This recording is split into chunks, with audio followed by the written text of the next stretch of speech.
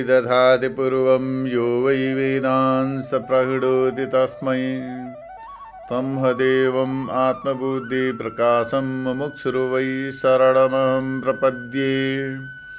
वैदिक दिव्यज्ञान प्रतिष्ठानमा सबैजनालाई हार्दिक स्वागत तथा अभिनन्दन गर्दै अब यो श्रीमद् भगवत गीता अन्तर्गत तेस्रो अध्यायको आजको विषयलाई प्रस्तुत गरिन्छ, जसमा यो भन्दा पहिला सबै व्यक्तिले कर्म गर्नुपर्दछ। मुमुक्षु साधकले कर्म अवश्य गर्नुपर्दछ र कर्मको अधिकारी जो व्यक्ति छ उसले कर्म गर्नुपर्दछ। जस्ता प्रकारले कादि राजर्षिहरूले लोक संग्रहका लागि कर्म गर्दथे, त्यसै प्रकारले कर्मका अधिकारी व्यक्तिले कर्म गर्नुपर्दछ।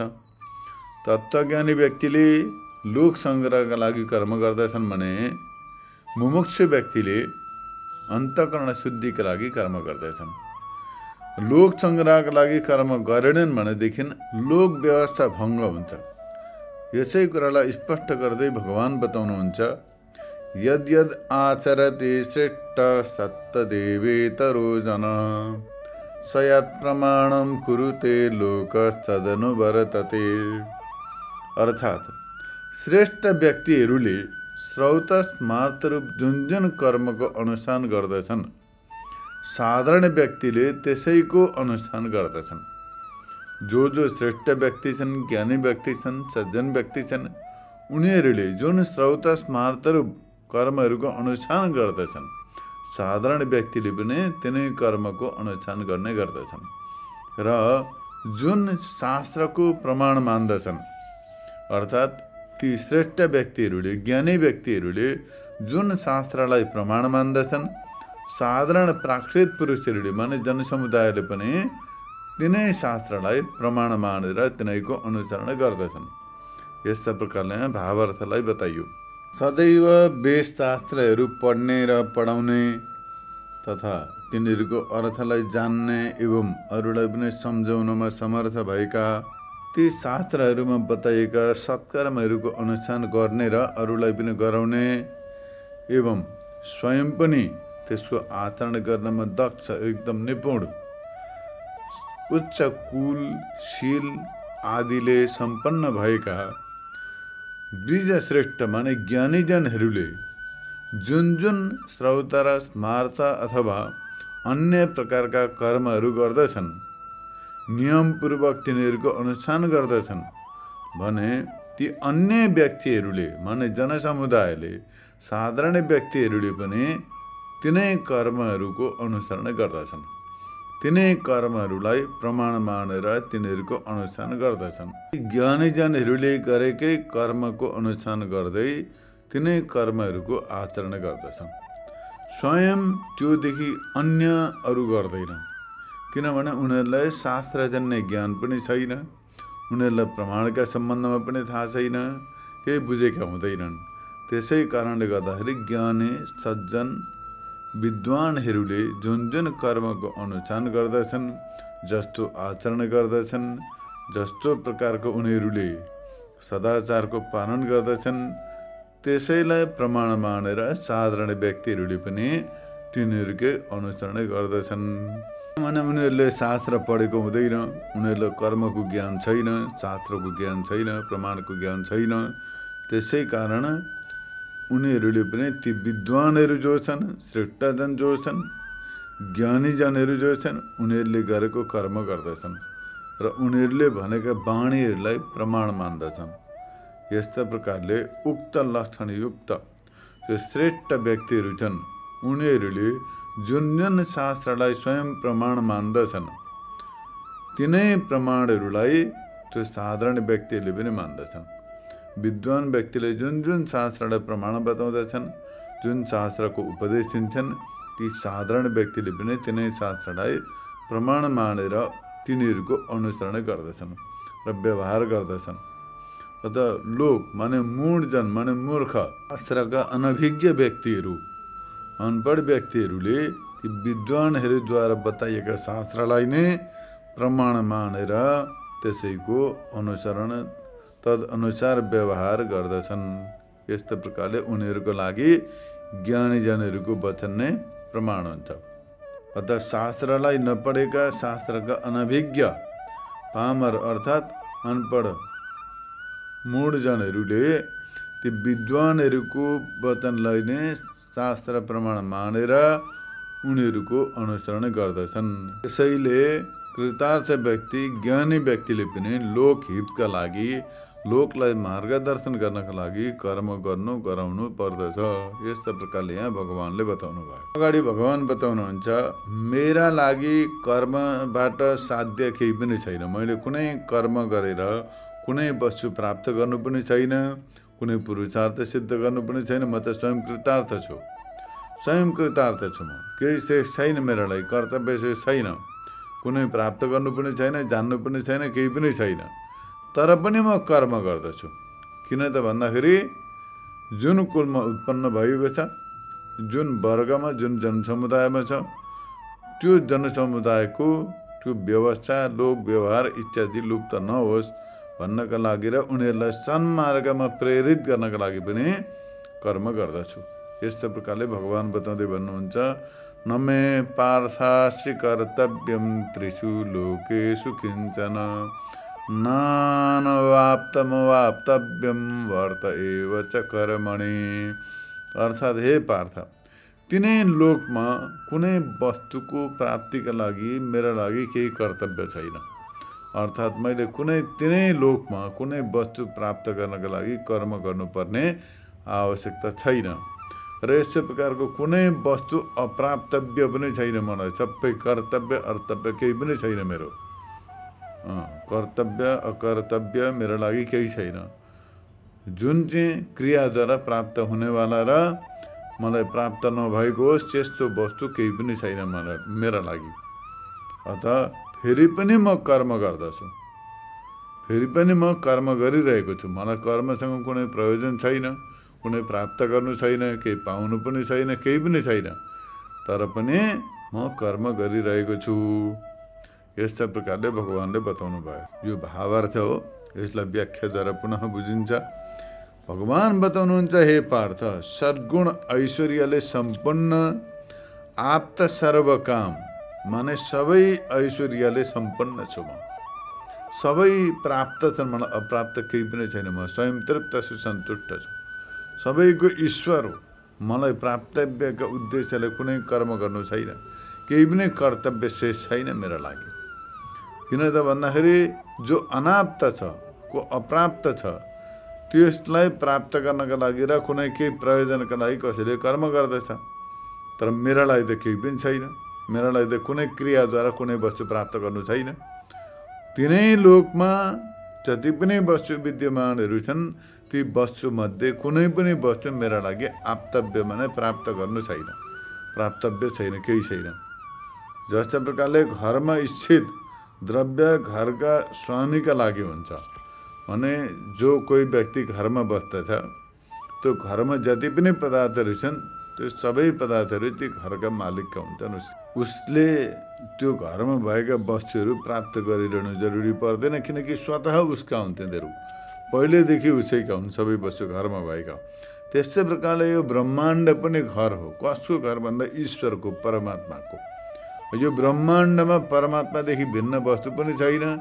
त्यो ब्रह्माण्ड नै सबै परमात्माको सृष्टि हो भनेदेखि परमात्मालाई संसार सम्बन्धित कुनै वस्तु प्राप्त गर्ने आवश्यकता पनि छैन। साराका सारा विश्व ब्रह्माण्ड जो छ त्यो परमात्माकै स्वरूप हो, परमात्मादेखि भिन्न केही पनि छैन। अतः परमात्मालाई ती संसारमा भएका वस्तुमध्ये कुनै पनि वस्तु प्राप्तव्य छैनन्। यस्ता प्रकारले महाभाग्य, वैराग्य र ज्ञानद्वारा समृद्ध म लोक संग्रह रूप कर्म गर्दछु।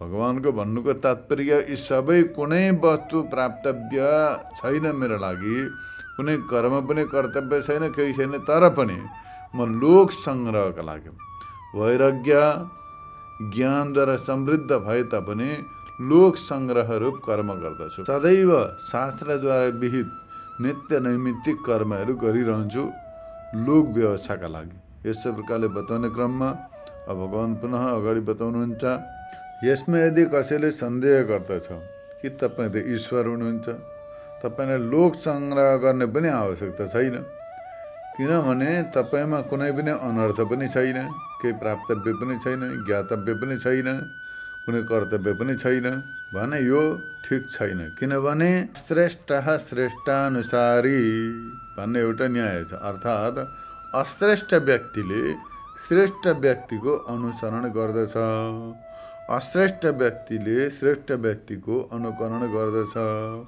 अज्ञानीले ज्ञानीको अनुकरण गर्दछ।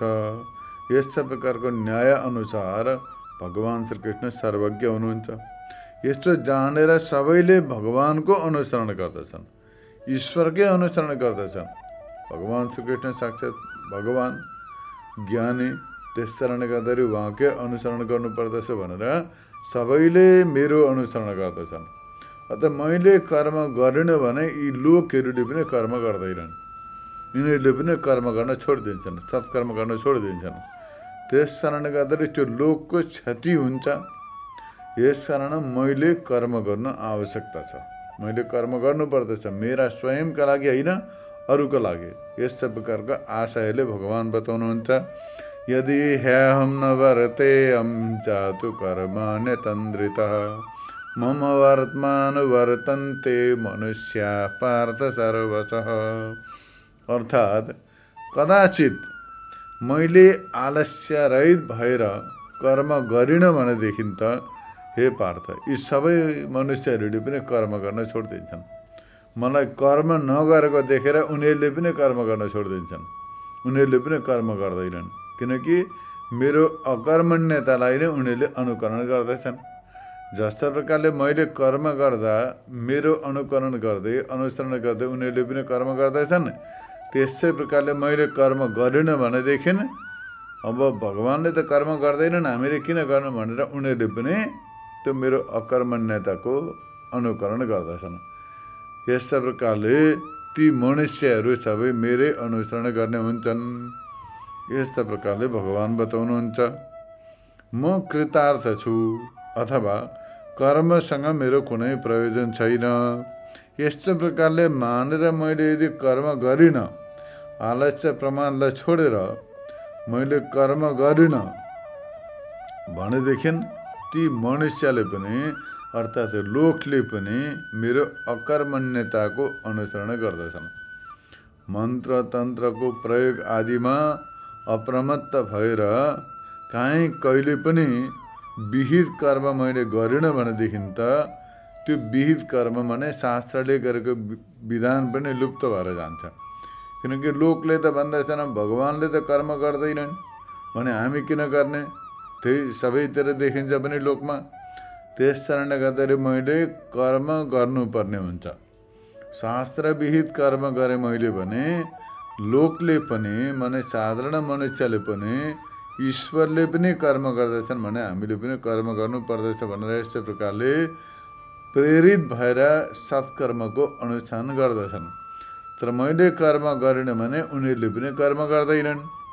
यस्तो प्रकारले कर्म गरेनन् भने म त तृप्त छु र मलाई कर्म नगर्दा कुनै प्रकारको हानि लाभ केही पनि छैन। तर अब यी जनसमुदायलाई त कर्म नगर्दा बहुत ठुलो प्रत्यवाय दोष लाग्छ, पाप लाग्छ। शास्त्रविहित कर्म नगरेको पाप पनि लाग्दैछ। त्यसमा कर्म नगरी कोही बस्न सक्दैनन्। केही न केही शुभ कर्म गरेनन् भने अशुभ कर्म गर्दैछन्। त्यो अशुभ कर्म गर्यो भनेदेखि उनीहरूको दुर्गति हुन्छ। लोकको सबै व्यवस्था गडबड हुन्छ। त्यस कारणले गर्दाखेरि मैले कर्म गर्नुपर्दछ। अश्रेष्ठ श्रेष्ठ अनुसारी हुन्छ। यस्तो प्रकारको नियमअनुसार सबै मनुष्यले भगवान् सर्वज्ञ छन् यसो सम्झेर ममा व्यक्त भावले मेरो मार्गको अनुसरण गर्दछन्। यस कारण मैले कर्मलाई परित्याग गरिदिएँ भने उनीहरूले पनि कर्मलाई त्याग दिन्छन्। अत मैले कर्म गर्नुपर्दछ। यस्ता प्रकारले भगवान्ले बताउँदै त्यसले पनि कर्मलाई परित्याग गरून्। तपाईँले कर्मलाई परित्याग गरेको देखेर सबैले त्याग गरेर बस्छन् भनेर यस्तो प्रकारले सन्देह गर्दा त्यसको निराकरण गर्दै भगवान् बताउनुहुन्छ, उच्छिदेयुरिमे लोका न कुर्यं कर्म चेदहं शङ्करस्य च कर्ता स्यामुपहन्यामि मा प्रजा। यदि मैले आफूलाई कृतकृत्य मानेर मैले वैदिक कर्मलाई परित्याग गरिदिएँ, शास्त्रीय कर्मलाई परित्याग गरिदिएँ र कर्म नगरिकन बसेँ भनेदेखि यी सबै मनुष्यहरू उच्छृङ्खल हुन्छन्, उच्छिन्न हुन्छन्। माने यिनीहरू कर्मलाई परित्याग गरेर, शास्त्रका नित्य नित्य कर्मलाई परित्याग गरेर मनमर्जीले छोडेर यिनीहरू मर्यादाविहीन स्वेच्छाचारी उच्छृङ्खल हुन्छन् यिनीहरू। साथसाथै म स्वयं पनि वर्णशङ्करको उत्पादक हुन्छु र सारा प्रजाहरूको दुर्गतिको कारण पनि हुनेछु। मैले स्वयं कर्म गरेन भने यिनीहरू त नष्ट हुन्छन्, साथसाथै म स्वयं पनि वर्णशङ्करको उत्पादक हुनेछु र सारा प्रजाको दुर्गतिको कारण पनि हुनेछु। यस्ता प्रकारले भगवानले बताउनु भयो। यो भावार्थ यसलाई व्याख्याद्वारा बताइन्छ। यदि सबै कर्मलाई परित्याग गरिदिएँ, मैले कुनै कर्म नगरिकन चुपचाप लागेर बसेँ भनेर यस्तो प्रकारले मैले सबै कर्मलाई परित्याग गरिदिएँ भनेदेखि त अन्नबाट भूत उत्पन्न हुन्छन्, अन्नाद भवन्ति भूतानि इत्यादिद्वारा जो बताइयो, ती कर्मबाट यज्ञ, यज्ञद्वारा वृष्टि र वृष्टिबाट प्रजा उत्पन्न हुन्छन् भन्ने जो त्यो प्रक्रिया लुप्त हुन्छ र हविर्भागका अभावमा देवताहरू पनि क्षीण हुन्छन्। त्यसबाट वृष्टि आदिको पनि अभाव हुन्छ र मनुष्य आदिको उत्पत्ति पनि हुँदैन र जो उत्पन्न भएका छन् उनीहरूको नाश हुन्छ। यस्ता प्रकारले सारा व्यवस्था गडबड हुन्छ। यति मात्रै नभएर सबै वर्णहरूको साङ्कर्य पनि हुन्छ। माने वर्णाश्रम जो व्यवस्था छ त्यो पनि लुप्त हुन्छ, वर्णशङ्करता उत्पन्न हुन्छन्। अब यो अहिले कलियुगको प्रभावले गर्दाखेरि प्रशस्त हुँदै गयो, प्रत्यक्ष रूपले देखिँदैछ। किनकि मनुष्यले शास्त्रलाई परित्याग गरे, शास्त्रप्रति कसैको निष्ठा पनि छैन, समर्पित भाव पनि छैन, अध्ययन पनि गर्दैनन्, गर्न पनि चाहँदैनन्, बुझ्न पनि चाहँदैनन्, एकदम मनमर्जी भएर मनमर्जी हिसाबले चलिरहेका छन्। त्यस कारणले गर्दाखेरि यी सबैको यस्तो प्रकारका व्यवस्थाको परिणाम के हुन्छ त भन्दा साराका सारा सृष्टि खतम हुन्छ। यो सृष्टि नै सबै गडबडाउँछ र अन्तिममा गएर सब नष्ट हुँदछ, सबै लोकहरू नष्ट हुँदछन्। त्यस कारणले गर्दाखेरि कृतकृत्यत्वको अभिमानले गर्दाखेरि मैले लोक स्थितिमा हेतुभूत वैदिक कर्मको त्याग गरेर वर्णशङ्करको हेतु माने कारण हुनु हुँदैन। त्यस कारण मैले वैदिक कर्म गर्नै पर्दछ। यदि परित्याग गरेँ भने त्यो वर्णशङ्करताको कारण हुनेछु म। तत्तत् वर्ण र जातिका भेदको व्यवस्थापक कर्मको अनुष्ठान नहुनाले गर्दाखेरि सबै एक रूप हुन्छन्। अब मनुष्य त्यही चाहन्छन्, सब एक हुनुपर्छ, एकता हुनुपर्छ भन्छन्। तर त्यो एकताको तात्पर्य त्यहाँनिर सबै त्यो पाशविक प्रवृत्तिद्वारा एकता हुनु भन्ने कुरो होइन नि। एकताको तात्पर्य के हो त भन्दाखेरि सबैले आफ्ना आफ्ना धर्मको, आफ्ना आफ्ना कर्मको अनुष्ठान गर्दै सबैप्रति समभाव राख्ने, माने ईश्वर भाव राख्ने। सबै ईश्वरका स्वरूप हुन्, जो गरिँदैछ ईश्वरको सेवा गरिँदैछ भन्ने भाव राखेर स्वयं आफ्ना आफ्ना कर्तव्य पालन गर्नु भन्ने अर्थ हो नि खासमा।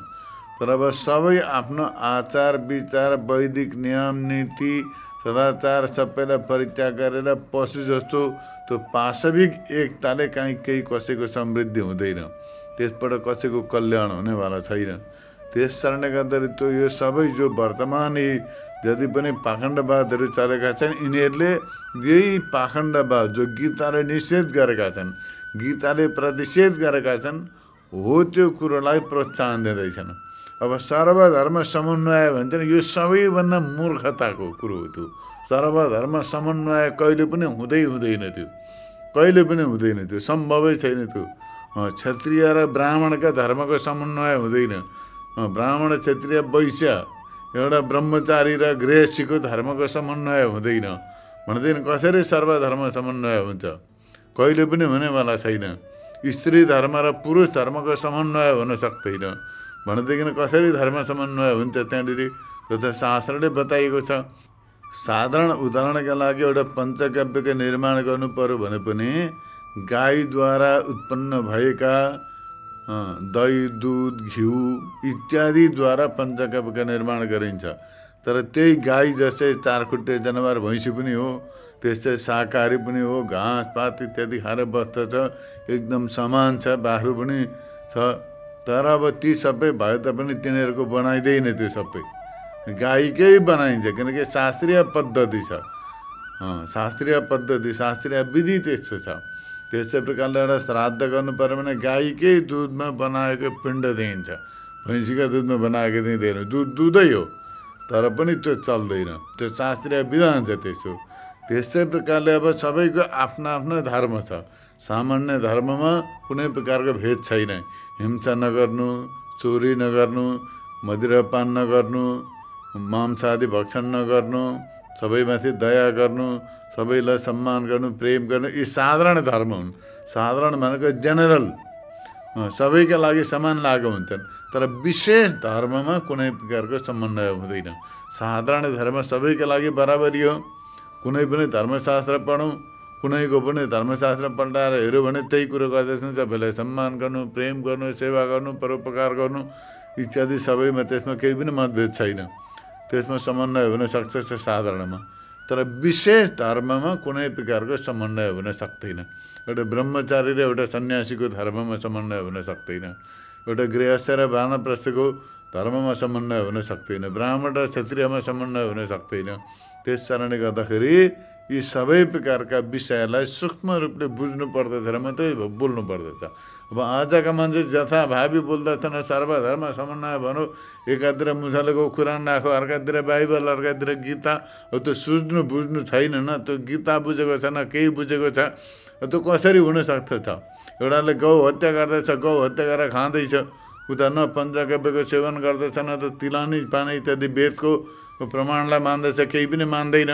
अब आफूले वेदको पद्धति अनुसारले जाने छैन, त्यो समन्वय कसरी हुन्छ? त्यहाँ समन्वय हुनै सक्दैन त्यहाँनिर। अब आफू बिहान प्रातःकालमा उठेर ब्रह्म मुहुर्तमा उठ्ने, स्नान गर्ने, गायत्री मन्त्र जप्ने, सूर्यलाई अर्घ्य दिने, पितृ आदि त्यो सबैलाई तर्पण दिने, हवन गर्ने, तत्पश्चात गएर त्यहाँदेखि भोजन पनि एकदम सात्विक, शुद्ध, लसुन प्याज रहित एकदम पवित्र पदार्थ भगवान्लाई भोग लगाएर, होइन, बलि वैष्णदेव गरेर पञ्चमहायज्ञ गरेर भोजन गरिन्छ भनेदेखि त्यो विधि अरूमा कहाँ छ? कुन चाहिँ धर्ममा छ त्यो विधि?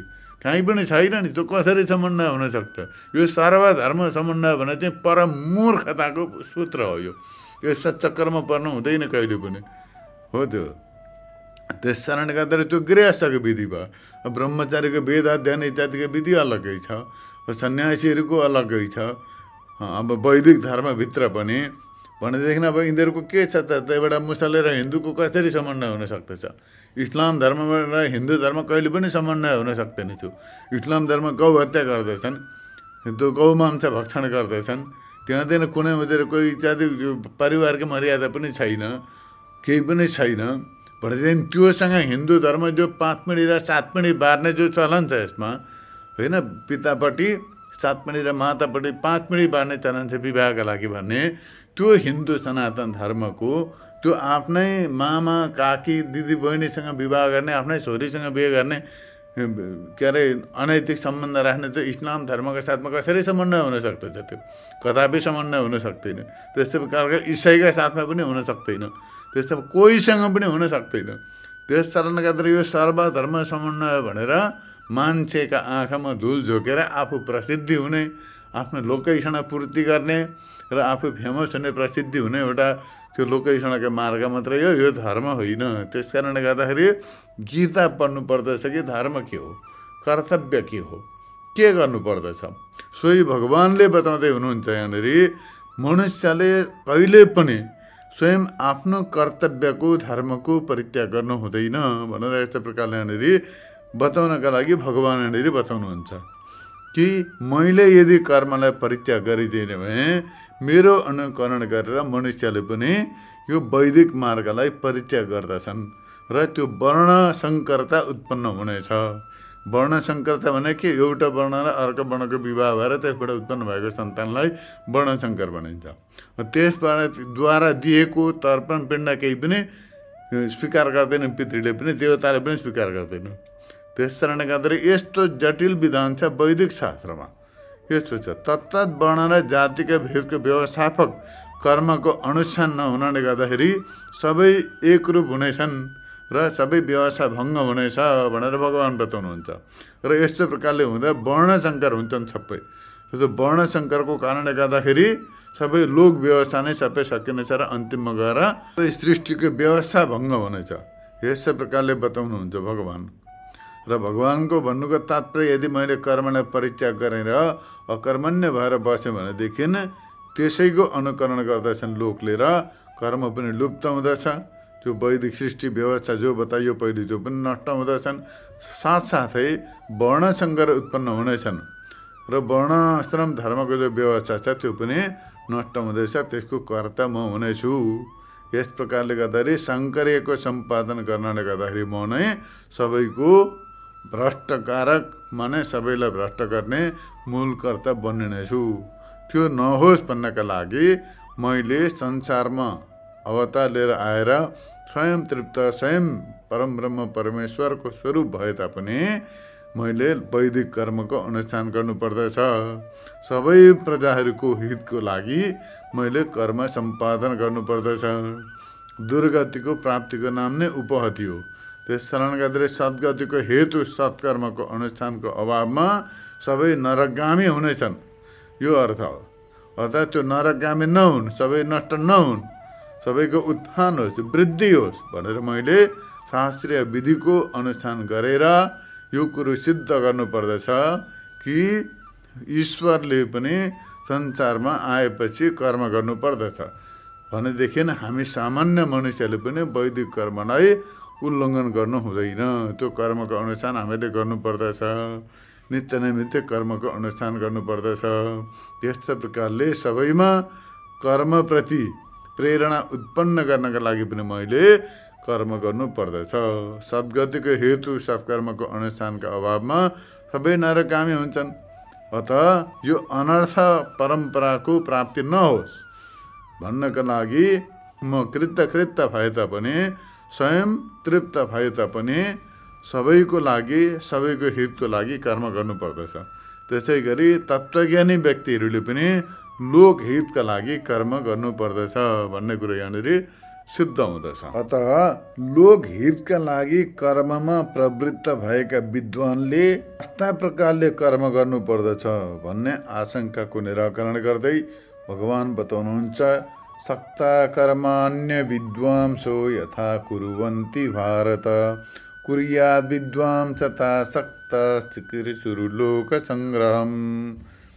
हे भारत, जस्ता प्रकारले पुत्र कलत्र आदिमा अभिमान राख्ने अतत्त्वज्ञ माने अल्पज्ञानी, अल्पज्ञ व्यक्ति माने अज्ञानी व्यक्तिले आसक्त भएर जसरी कर्म गर्दछन् त्यस्तै प्रकारले विद्वानले पनि लोक सङ्ग्रहको इच्छाले गर्दाखेरि कर्म गर्नुपर्दछ अनासक्त भएर। भन्नुको तात्पर्य कुनै पनि व्यक्ति छ, पारिवारिक व्यक्ति, परिवारको जिम्मेदारी लिएर बसेको व्यक्ति जो छ उसले आफ्ना पुत्र पुत्री कलत्र माने पति पत्नी इत्यादि जो पनि हो आज त बराबरी कर्म गर्दछन्। त्यसमा अभिमान राख्ने, ती वस्तुहरूमा अभिमान राख्ने त्यो अज्ञानी व्यक्तिले कर्म गर्दछ स्वार्थ पूर्तिका लागि, उदर पूर्तिका लागि, परिवारको पोषणका लागि कर्म गर्दछ, आसक्त भएर कर्म गर्दछ। त्यस्तै प्रकारले विद्वानले पनि कर्म गर्नुपर्दछ तर अनासक्त भएर। कर्म दुवै गर्दैछन् तर एउटाले परिवारमा आसक्ति भएर फलको आशा राखेर कर्म गर्दैछ भने विद्वान व्यक्तिले फलको अभिलाषा नराखिकन ईश्वरको आराधनाका बुद्धिले लोक सङ्ग्रहका लागि निस्वार्थ भावले कर्म गर्दछ र कर्म गर्दा निस्वार्थ भावले कर्म गर्नुपर्दछ। लोकको भलाइका लागि, लोक कल्याणका लागि ईश्वरमा आफ्नो बुद्धि लगाएर भगवत बुद्धिले भक्ति भावले कर्म गर्नुपर्दछ। यस प्रकार यसको भावार्थ बताइयो, यसलाई व्याख्याद्वारा पनि बुझ्नुपर्दछ।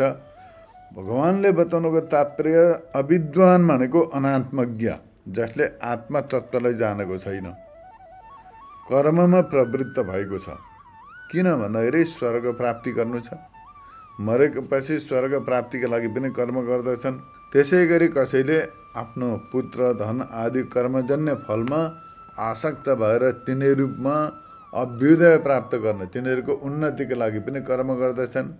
नियमपूर्वक, श्रद्धापूर्वक, भक्तिपूर्वक विहित कर्म गर्दछन्। किन गर्दछन् भन्दा स्वर्ग प्राप्ति गर्नु छ, लौकिक उन्नति र पारलौकिक उन्नतिका लागि कर्म गर्दछन्। त्यस्तै प्रकारले विद्वान व्यक्तिले कर्ममा प्रवृत्त भएर लोक संग्रह गर्ने इच्छाले कर्म गर्नुपर्दछ। माने जो ब्रह्मज्ञानी व्यक्ति छ, तत्त्वज्ञानी व्यक्ति छ, कर्ममा प्रवृत्त भएको छ भने उसले आसक्तिलाई छोडेर फलको अभिलाषा नराखिकन श्रद्धा भक्तिपूर्वक ती कर्महरूको अनुष्ठान गर्नुपर्दछ। अनासक्त भावले लोक संग्रहका लागि कर्तृत्वको अभिमानदेखि शून्य भएर, कर्तृत्वको अभिमान शून्य भएर म यो कर्ता हुँ, यो कर्मको कर्ता हुँ भन्ने यस्तो प्रकारको भावना नराखिकन लोक संग्रहका लागि फलको अपेक्षा रहित भएर कर्म गर्नुपर्दछ। यस्ता प्रकारले कर्म गरेपछि स्वयं पनि भवसागरदेखि तर्दछ र अरूलाई पनि तार्दछ। यो भाव हो। कर्तृत्वको अभिमान आवेशले रहित भएर फलको इच्छा नराखिकन र त्यसको सिद्धि एवं असिद्धिमा हर्ष र विषाद रहित भएर कर्म गर्नुपर्दछ। भन्नुको तात्पर्य के हो त भन्दा, एउटा अज्ञानी व्यक्तिले पनि कर्म गर्दछ। जसलाई तत्त्वज्ञान छैन उसले कर्म गर्दछ। उदर पोषणका लागि, पारिवारिक वृद्धिका लागि, पारलौकिक सुख समृद्धि प्राप्तिका लागि कर्म गर्दछ। फलको अभिलाषा लिएर कर्म गर्दछ। कुनै फाइदा बिना कर्मै गर्दैन उसले।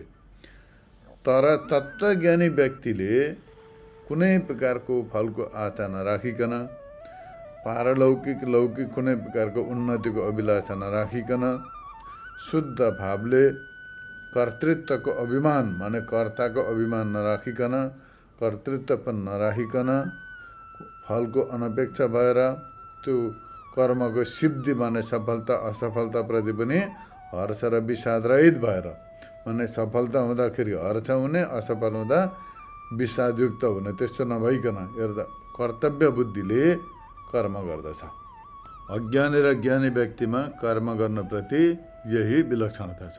यस्ता प्रकारले तत्त्वज्ञानी व्यक्तिले पनि लोक संग्रहका लागि कर्म गर्नुपर्दछ भनेर यस्ता प्रकारले भगवानले बताउनु भयो। यस्तै प्रकारले अगाडि बताउनुहुन्छ, न बुद्धिभेदम जनयेद अज्ञानम कर्म सङ्गिनाम जो सहित सर्वकर्माणि विद्वान युक्त समाचरन्। अर्थात युक्त विद्वानले कर्ममा अभिनिवेश राख्ने मनुष्यका बुद्धिमा भेद उत्पन्न गर्नु हुँदैन, उसका बुद्धिलाई विचलित गर्नु हुँदैन। भन्नुको तात्पर्य कोही व्यक्ति कर्ममा प्रवृत्त भएको छ भने त्यो व्यक्तिलाई यो कर्म ठिक छैन, यस्तो नगर भनेर त्यो कर्मबाट विचलित गराउनु हुँदैन। अपितु उसलाई श्रौत र स्मार्त कर्महरूमा अझै प्रेरित गर्नुपर्दछ। कुनै लौकिक कर्मको कुरो गरेको होइन। कुनै व्यक्ति शास्त्रीय कर्मको अनुष्ठान गर्दैछ विधिपूर्वक, श्रौत स्मार्त कर्महरूको अनुष्ठानमा प्रवृत्त भएको छ भने त्यस्ता श्रौत स्मार्त कर्महरूप्रति प्रवृत्त व्यक्तिलाई यो कर्म ठिक छैन भनेर त्यो कर्मबाट विचलित गर्नु हुँदैन। त्यसलाई अझै ती श्रौत स्मार्त कर्महरूको अनुष्ठानप्रति अझै प्रेरित गर्नुपर्दछ। स्वयं पनि ती कर्महरू गर्दै त्यसमा पनि अझै प्रीति उत्पन्न गर्नुपर्दछ। यस्ता प्रकारले भगवानले बताउनुहुन्छ। यो भावार्थ हो, यसलाई व्याख्याद्वारा पनि बुझिन्छ। यहाँ नबुद्धि भेदम इत्यादि अर्थात् ब्रह्मविद विद्वान व्यक्तिले आत्मामा देहादि तादात्म्य भावको दर्शनले योगनिष्ठ भएर अर्थात् आत्मा र अनात्माको विवेक गरेर आत्मालाई अकर्ता अभोक्ता जानेर तत्त्वज्ञानपूर्वक काल अनुरूप कर्म गर्नुपर्दछ। माने देश काल परिस्थिति अनुसार कर्म गर्नुपर्दछ। तर कर्मसङ्गी अर्थात् जो कर्मका फलप्रति आसक्ति राखेर कर्म गर्ने व्यक्तिलाई बुद्धिभेद उत्पन्न गर्नु हुँदैन। माने उसलाई त्यसबाट विचलित गराउनु हुँदैन, उसलाई कर्म गर्न दिनुपर्दछ। स्वयं त तत्त्वज्ञानी छ, आत्मालाई कर्ता भोक्ता रहित अकर्ता अभोक्ता जानेर कर्ममा लोक सङ्ग्रहका लागि प्रवृत्त हुँदछ।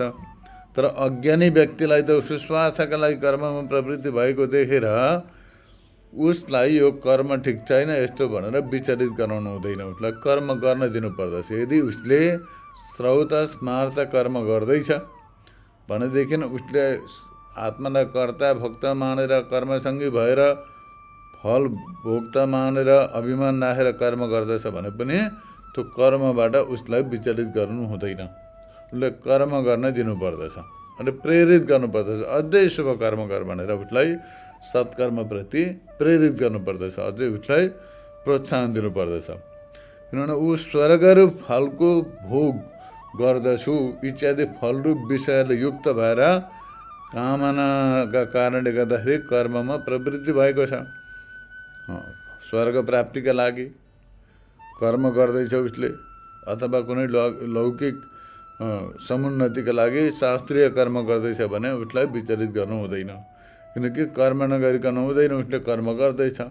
श्रौत स्मार्त कर्म गर्दैछ, शास्त्रीय कर्म गर्दैछ भने कमसेकम कर्म गर्दैछ, उसलाई विचलित गराउनु हुँदैन। अथवा कामनाले कर्म नगर्नु यस्तो प्रकारले, अथवा स्वर्ग आदि फल असत हुन्, अथवा कर्ता आदि सबै मिथ्या हो, यस्तो प्रकारले बताएर उसलाई बुद्धिको विकलता सम्पादन नगर्नु। माने उसले कर्म गर्दैछ भने उसले बुझ्दैन, उसको जो बुद्धि त्यति नै छ, धारणा त्यति नै छ। चाहे स्वर्ग प्राप्तिका लागि गरोस् अथवा कुनै लौकिक समुन्नतिका लागि केही कर्म गर्दैछ भनेदेखि उसलाई शास्त्रीय कर्म गर्दैछ भने उसलाई त्यसबाट विचलित गराउनु हुँदैन, प्रेरणा दिनुपर्दछ, गर अझै राम्रो प्रकारले गर भन्दै यस्तो प्रकारले उसलाई शास्त्रीय कर्म गर्नप्रति प्रेरित गर्नुपर्दछ। शास्त्र निषिद्ध कर्म गर्दैछ भने त्यसलाई त्यसबाट निवृत्त गराउन प्रयत्न गर्नुपर्दछ। हिंसा गर्दैछ, चोरी इत्यादि जो शास्त्र निषिद्ध कर्म छन्, ती शास्त्र निषिद्ध कर्महरू गर्दैछ भने त्यसबाट उसलाई निवृत्त गराउने प्रयत्न गर्नुपर्दछ। तर शास्त्रविहित कर्म गर्दैछ कसैले भनेदेखि त्यसलाई त्यसबाट यो ठिक होइन, यस्तो उस्तो भनेर बुद्धि विचलित गराउनु हुँदैन। यस्तो प्रकारले भगवानले बताउनुहुन्छ। चातुर्मास्यको आयोजन गर्दछन् कसैले आफ्नो आफ्नो निष्ठा अनुसारले कर्म गर्दछन्। तरले पनि बताएका छन्, अक्षय्यम ह वै चातुर्मास्य याजिनः पश्यति पुत्रम पश्यति पौत्रम इति तस्मा धर्मम परमं भजन्ति। अर्थात् चातुर्मास्यको अनुष्ठान गर्ने व्यक्तिको फल अक्षय हुन्छ। त्यस्तै प्रकारले पुत्रलाई देख्दछ, पौत्रलाई देख्दछ, यसकारण धर्मलाई श्रेष्ठ बताइन्छ, यो कर्मानुष्ठानलाई श्रेष्ठ मानिन्छ इत्यादि सबै प्रकारका शास्त्रीय वाक्यहरू छन्। यिनै वाक्यहरूको आश्रय लिएर, यिनै वाक्यहरूको आधारमा कसैले कर्म अनुष्ठान गर्दैछ, वैदिक कर्महरूमा अभिरुचि राखेर ती कर्महरूको अनुष्ठान गर्दैछ भने उसलाई यो सबै असत हो इत्यादि भनेर त्यसबाट निवृत्त नगराउनु, कर्म गर्न दिनु त्यसलाई। किनकि ऊ अहिले ज्ञानको अधिकारी भएको छैन, त्यो कर्मैको अधिकारी छ। त्यो कर्म गरिरहन्छ, कुनै दिन त्यो कर्म गर्दै गर्दै कालान्तरमा उसमा त्यो कर्मदेखि वैराग्य उत्पन्न हुन्छ र उसैले स्वयं विवेक गरेर तत्त्वको अनुसन्धान गर्दछ। अत त्यस्ता प्रकारका कर्मानुष्ठानमा लागेका कर्मी व्यक्तिहरूप्रति बुद्धिभेद उत्पन्न गर्ने वचनहरू बताउनु हुँदैन। अपितु त्यसको विपरीत दोषै सर्वकर्माणि भने त्यस्ता प्रकारका कर्महरू अझै गर, शुभ कर्म गर, दान दे, यज्ञ गर, अनुष्ठान गर, परोपकार गर इत्यादि सत्कर्महरूप्रति त्यसलाई प्रेरित गर्नुपर्दछ, मोटिभेट गर्नुपर्दछ। कर्मफलको स्तुति गरेर त्यसलाई अझै कर्मप्रति प्रोत्साहित गर्नुपर्दछ र स्वयं पनि सत्कर्मको अनुष्ठान गर्नुपर्दछ। यस्ता प्रकारले यहाँनिर कर्म कस्ता प्रकारले गर्ने भन्ने सम्बन्धमा यहाँ भगवानले बताउनु भयो। आजलाई यति नै। हरि ओम तत्सत।